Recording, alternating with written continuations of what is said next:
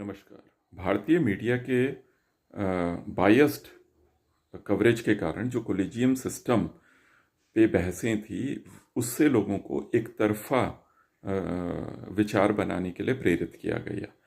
क्या collegium system में सब चीज़ नेगेटिव ही है या लोगों के लिए कुछ नहीं है?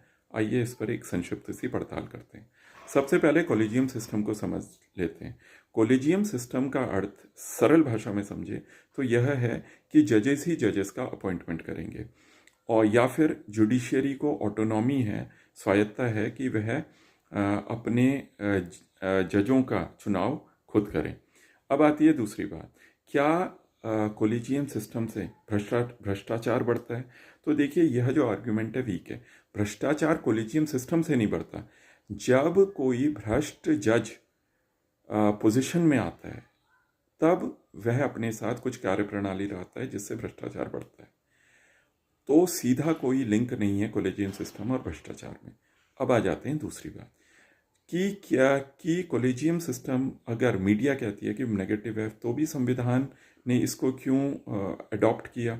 तो या फिर ये अब तक क्यों चल रहा है? तो ये इसलिए चल रहा है क्योंकि हमारे संविधान के हिसाब से किसी भी सरकार के 3 अंग हैं। एक है विधायिका, दूसरा है कार्यपालिका और तीसरा है न्यायपालिका।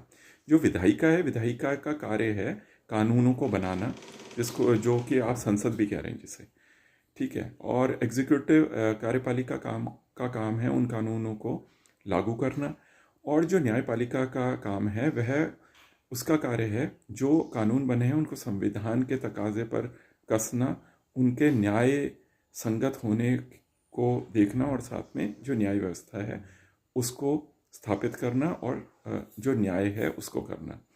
तो यहाँ पर ये देखें कि अब आपको हम ये कहते हैं कि अगर जुडिशियरी खुद अपने अपॉइंटमेंट में उनका हाथ ना हो, तो फिर आप इसमें ये रिस्पॉन्सिबिलिटी हो सकता है विधायिका को देंगे। विधायिका का अर्थ है कि आप हो सकता है प्रधानमंत्री को दें, लीडर ऑफ अपोजिशन को दें, और अगर वे अपॉइंट करेंगे तो वहाँ पर एक अलग तरीके से करप्शन आ सकता है।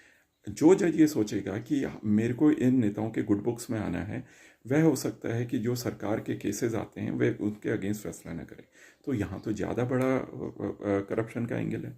तो इसलिए जो संविधान के हिसाब से जो प्रणाली है वह ज़्यादा करेक्ट है कि जो तीनों अंग हैं उनके बीच में सेपरेशन ऑफ पावर हो, और लोगों के हित में हमेशा ये होता है कि आप न्यायपालिका का सपोर्ट करें, क्योंकि जो नेता है, नेता के तुलना में न्यायपालिका लोगों के ज़्यादा हित में होती है।